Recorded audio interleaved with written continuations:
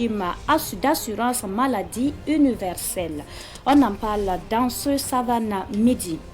À Ouagadougou, la capitale burkinabé, plusieurs personnes finissent par jeter des ordures devant leurs habitations, dans la rue ou dans des décharges sauvages. Tout ceci s'explique par un manque de poubelles. C'est pour certains citoyens, la propriété de la ville est du ressort des autorités communales. Pour d'autres, les citoyens aussi ont leur part de responsabilité. Des poubelles à ciel ouvert, un reportage à suivre dans ce journal. Et puis, tension entre le Niger et le Bénin sur interdiction d'embarquement du pétrole nigérien. Le président béninois Patrice Talon déclare: si les autorités nigériennes décident de collaborer avec le Bénin de manière formelle, les bateaux viendront charger, mais pas de façon informelle et dans une adversité qui ne se justifie point. Vous l'entendrez dans quelques instants. Ce sont les grandes articulations de ce journal. Bienvenue à toutes et à tous. Chapitre santé pour débuter ce Savane Midi. Le réseau international pour le droit à la protection sociale interpelle le gouvernement de la transition pour qu'il accélère le processus d'opérationnalisation de l'assurance maladie universelle. Il a tenu une conférence de presse hier après-midi, peu après la tenue d'une séance de sensibilisation. Objectif, l'opérationnalisation du régime d'assurance maladie universelle. Sibline Ankelse a suivi la conférence de presse. Le réseau international pour le droit à la protection sociale, acteur de la mise en œuvre de l'assurance maladie universelle, souhaite l'accélération du processus d'opérationnalisation du régime d'assurance maladie universelle. Pour les responsables du réseau, la protection sociale est une question fondamentale qui nécessite une attention particulière des acteurs, surtout le gouvernement. Pour Aïcha Soulaman, une des responsables du réseau, il faut travailler à élargir la couverture au plus grand nombre de personnes, surtout en cette période d'insécurité. Je peux assurer sans langue de bois qu'il y a eu des grandes avancées, des très grandes avancées. En tout cas, les derniers textes ont été pris sous cette transition.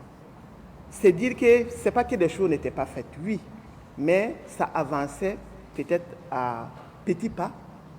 Mais on s'est rendu compte que la question de la protection sociale aussi, c'est une question très importante. Surtout dans cette situation de crise que nous vivons. Il faut travailler à couvrir, élargir cette protection sociale à plus de personnes pour les permettre d'être encore dans la quiétude, pour pouvoir vraiment travailler pleinement. Pour elle, la première phase du régime d'assurance maladie universelle a été mise en œuvre entre 2019 et 2021, ce qui a enregistré des acquis ainsi que des insuffisances. Mais pour cette deuxième phase, il y aura plus de l'amélioration selon Aïcha Soulama. Il y a eu des résultats avec des insuffisances parce que c'est vraiment une toute première phase pilote. Mais justement, on a capitalisé cette phase pilote, les résultats de cette phase pilote, et en 2023, on a encore repris la signature de convention avec les organismes délégués pour accompagner les personnes indigènes à pouvoir se prendre en charge dans les formations sanitaires. Donc on a tiré des leçons, puis on est reparti encore avec une nouvelle phase. Et cette fois-ci, la convention va depuis le CSPS jusqu'au niveau hôpital. Alors que la première phase, c'est le niveau CSPS au niveau centre médical avec antenne chirurgicale. Et là, on va jusqu'au niveau hôpital. Et à la date d'aujourd'hui, on peut vous affirmer, et si vous voulez, on peut vous donner aussi des évidences, que les personnes indigènes qui ont été, en tout cas, enrôlées, beaucoup ont commencé à se faire prendre en charge dans les formations sanitaires. Pour son effectivité au Burkina Faso, Aïcha Soulama et son équipe invitent l'ensemble des acteurs à s'engager résolument. Parlons à présent du manque de poubelles dans la capitale burkinabé qui a un impact sur la santé des populations et sur le cadre de vie des citadins. Ce manque de poubelles amène les citoyens à jeter les ordures un peu partout. Sidiki Kabré a parcouru plusieurs quartiers de Ouagadougou, de Gounguen à Boissa en passant par Nagré. Au cœur de Ouagadougou se déploie un autre chapitre de la crise des ordures à cause du manque de poubelles partout. Les marchés et les domiciles rivalisent négativement en négligence au mépris pour les poubelles. Flaques d'eau, 6 mètres et longueur des murs sont transformés en dépotoirs. Au-delà des risques de maladies infectieuses et des odeurs désagréables, ces détritus nuisent à la qualité de la vie et à l'image de la commune. Quand on ramasse des poubelles, on dépose sur les routes là, dans les caniveaux là, c'est seulement dit, il ne ramasse pas. Il laisse ça comme ça. On ne sait pas chaque fois, même s'il n'y a pas le temps pour à ramasser là, mais chaque fois, souvent il faut venir ramasser un peu, et puis aller jeter. Mais chaque fois, les gens enlèvent ça seulement, ils déposent sur les routes seulement. Et puis maintenant, l'eau coule seulement et puis il y a toujours des conneries. Chaque jour, on ramasse ça. Mais malheureusement, dans 2 semaines encore, les ordures là sont beaucoup encore. Donc, après la pluie là, comme ça, il y a des moustiques, il y a des sans odeur. Donc, on peut pas, je ne sais pas comment j'ai expliqué quoi. Donc, malheureusement, ça nous dérange seulement. Mon premier mot que vraiment j'avais à dire par rapport à ces poubelles, vraiment, c'est pas vraiment satisfaisant. C'est pas satisfaisant parce que vous voyez, nous sommes des habitants, c'est pas un dépositoire des ordures. Là, du coup, ça signale la maladie. Voilà, avec là où on parle de poubelles, des trucs, des ordures, on parle des moustiques en fait. Et quand on parle des moustiques, on parle aussi de la maladie. Les moustiques peuvent transférer des maladies à nos enfants, à nous-mêmes qui sont les parents, et puis bon voilà, à tout le voisinage. Le paradoxe, c'est que ceux-là même qui expriment leur indignation face à cette situation sont parfois ceux qui contribuent volontairement ou involontairement à son maintien par des comportements de jets d'ordures en désordre. Ça dérange beaucoup. Quand il pleut comme ça, vraiment, il y a certaines odeurs qui sortent. Vraiment, ça dérange. Voilà. Dans l'entourage, là, ça dérange. Bon, mais nous, simplement comme ça, on n'a pas de solution. Voilà. Si ce n'est pas les autorités, nous, on n'a pas de solution. Souvent, quand on parle, ça devient de la bagarre. Bon, chacun demande, si ce n'est pas chez toi, on n'est pas venu devant ta porte, tout ça là. Le vrai problème est qu'il y a des gens qui crient chaque fois, mais tu vas les voir la nuit venir jeter eux-mêmes les ordures. Le jour, chacun parle et pourtant ne respecte même pas ce qu'il dit. Les autorités locales sont interpellées. Je pense que la mairie peut faire quelque chose. Si la mairie peut faire un tour et voir dans quelle mesure il peut prendre vraiment pour essayer de nous aider présentement, voilà, dégager. Puisse vraiment trouver une solution, ceux de l'arrondissement, je sais que c'est l'arrondissement numéro 7 si je ne me trompe pas, la mairie qui puisse venir vraiment trouver la solution pour nous. Cependant, une lueur d'espoir émerge au sein de la communauté. Certains prônent une approche plus participative où chaque individu devient acteur du changement. Si des bonnes volontés fournissent des poubelles aux ménages, ces citoyens engagés pourraient transformer leur quartier en endroit propre et accueillant. La mairie a essayé de dégager ça. Maintenant, la suite, nous, on peut essayer ensemble aussi de protéger pour ne pas que les gens continuent de jeter. La solution que nous, on va seulement, nous, on veut, bon, si on gagne les poubelles pour venir déposer ici, là maintenant, nous, on peut mettre dans la poubelle. Là, on peut maîtriser ça aussi. Un artiste humoriste, comme la Jaguar, se fait le devoir périodiquement de distribuer des poubelles pour imprimer les bons réflexes dans les communautés. Malheureusement, une seule hirondelle ne fait pas le printemps.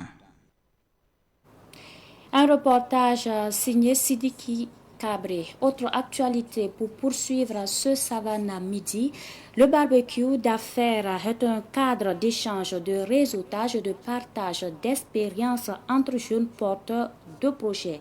La rencontre qui a eu lieu hier à Ouagadougou vise à stimuler la fibre entrepreneuriale chez les jeunes.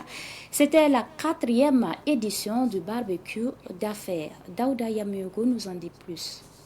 Offrir un cadre d'échange aux hommes et femmes d'affaires et de fluidifier la mise en contact entre porteurs de projets, le comité d'organisation du barbecue d'affaires en fait son cheval de bataille. La présente édition se tient sous le thème « Le secteur agricole comme clé de l'économie, quel rapport pour les agro-businessmen et les opportunités pour les jeunes investisseurs et les jeunes entrepreneurs ». Aujourd'hui, quand on parle d'entrepreneuriat des jeunes, beaucoup se dirigent vers les domaines comme la communication, banque, assurance et autres, qui sont des domaines que je trouve transversales. Parce que même un agriculteur peut avoir besoin d'un comptable, même un agriculteur peut avoir besoin d'un community manager pour donc faire valoir ses produits.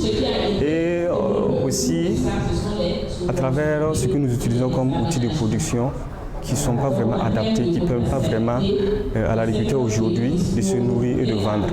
C'est pourquoi nous avons donc choisi ce thème. Et je disais aussi, c'est pour aller en phase avec la politique gouvernementale, parce qu'on doit, en tant que jeune, parce qu'on représente la majeure partie de la population au Burkina Faso. Bénédicte Traoré est entrepreneur dans le domaine de la pisciculture. Elle salue l'initiative qui va booster ses activités. Ce panel est vraiment enrichissant.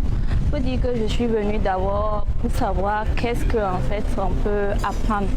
Qu'est-ce qu'on peut apprendre premièrement qui peut me permettre de booster mon entreprise, principalement dans le domaine de la pisciculture, puisque je sais qu'il y a une possibilité d'associer la pisciculture à l'agriculture. Voilà, et c'est principalement ce qui m'a amené ici. Et je vois qu'il y a des panélistes vraiment qui développent des thèmes très pertinents qui vont me permettre d'apprendre plus. Plusieurs innovations ont été introduites à cette 4e édition, dont des sorties terrain pour visiter des entreprises d'agro-businessmen. Parce que les années précédentes, on a fait des formations, mais cette année, on a voulu précéder les formations d'un panel, histoire d'avoir une vue d'ensemble déjà sur les défis et les opportunités du secteur. Et après ça, on aura donc des formations spécifiques, comme je le disais tantôt, sur certaines techniques agricoles et aussi sur les montages de projets. Et comme innovation, on a aussi une sortie visite de ferme. Le barbecue d'affaires est un cadre de partage d'expériences, de réseautage, de partenariat et de renforcement de capacités des porteurs de projets. Il prend fin le samedi prochain avec une soirée de barbecue d'affaires. Parlons à présent du 15 mai qui sera célébré très prochainement. Le Conseil supérieur de la chefferie traditionnelle du Burkina Faso se réjouit de pouvoir vivre pleinement sa religion qui sera célébrée le 15 mai. À travers une déclaration faite hier, le Conseil a invité l'ensemble des chefs coutumiers et traditionnels à s'approprier cette journée. Les détails avec Abdoulaye Kinda. L'instauration de la journée du 15 mai comme journée des coutumes et traditions rencontre l'assentiment du Conseil supérieur de la chefferie coutumière et traditionnelle du Burkina Faso. Pour lui, cette journée rend hommage aux adeptes de la religion traditionnelle. Cette journée nous offre un cadre d'expression de notre foi au rite, aux coutumes, au culte et aux membres de nos ancêtres, de nos modes de vie et pensées traditionnelles, de notre culture. Elle favorise un exercice libre et responsable de nos pratiques ancestrales. Elle permet de créer un vécu nouveau avec les générations actuelles et futures en ranimant la conviction que même si le monde est un village planétaire, il reste un village où chaque communauté doit avoir sa case. Cette journée rend justice aux religions traditionnelles et se veut l'affirmation de la laïcité de l'État. Elle est aussi et surtout l'affirmation de notre souveraineté par la prise en compte des fondements premiers de nos communautés. Plusieurs activités sont au programme de cette journée. Le Conseil invite les chefs traditionnels et coutumiers ainsi que les adeptes de la religion traditionnelle à faire de cette journée une réussite. Nous invitons l'ensemble des chefs coutumiers et traditionnels et tous les adeptes de la religion traditionnelle à magnifier cette journée à travers des rites et des activités qui répondent aux idéaux qu'elle incarne, à se l'approprier et à implorer Dieu, les membres de nos ancêtres, la terre nourricière et protectrice du Burkina Faso, afin qu'il renforce notre volonté de vivre ensemble et bâtir à l'unisson une nation riche, forte et prospère. Un accent sera mis sur la quête de la sécurité et de la paix, le renforcement du vivre ensemble et de la cohésion sociale, de même que l'impérieuse nécessité d'éveiller davantage le sentiment de notre appartenance à une même nation et les exigences qui en découlent, de communiquer et de créer des cadres et espaces d'échange et de partage pour bien faire connaître nos institutions endogènes, nos savoirs, nos coutumes, nos traditions, notre spiritualité et leur apport pour nos communautés et le monde depuis des temps immémoriaux. Ont signé cette déclaration les Dima de Zungrantenga, du Yatenga de Ouagadougou du Bousman, le chef suprême de Bobo Mandara, les émirs de Dori et Djibo, les chefs des cantons de Gawa, de Dédougou et le Popé, chef de Pau. Et puis, chaque 9 mai, la Russie célèbre la victoire, celle de l'Union soviétique sur l'Allemagne nazie en 1945. Une célébration dénommée la journée de la victoire de la Grande Guerre patriotique. Au Burkina Faso, l'association russo-burkinabé African Initiative commémore cette journée à travers une exposition photo des grands héros et la retransmission en direct de la parade de l'armée russe. Nous en savons plus avec Daouda Yamiogo. Une exposition photo des grands combattants pendant la victoire russe sur l'Allemagne nazie de 1945, la retransmission du discours du président de la Fédération de Russie Vladimir Poutine et la parade de l'armée russe ont été les temps forts de la commémoration de la journée de la Grande Guerre patriotique. Cette exposition est consacrée à la 79e anniversaire de la victoire dans la Grande Guerre patriotique. Dans la vie de chaque citoyen soviétique, ce jour-là, c'est une grande journée parce que la grande quantité de membres de famille qui ont pris part dans cette guerre, il y a beaucoup de victimes. Donc ça, c'est le mémoire pour tous les gens de l'ex-URSS. Chez moi, ma grand-mère, elle a participé dans cette grande guerre patriotique et elle est partie, elle a été vaincue et elle est devenue un prisonnier en Allemagne. Mais mon grand-père, il est venu jusqu'à Berlin. Et cette situation, on peut apercevoir dans chaque famille russe.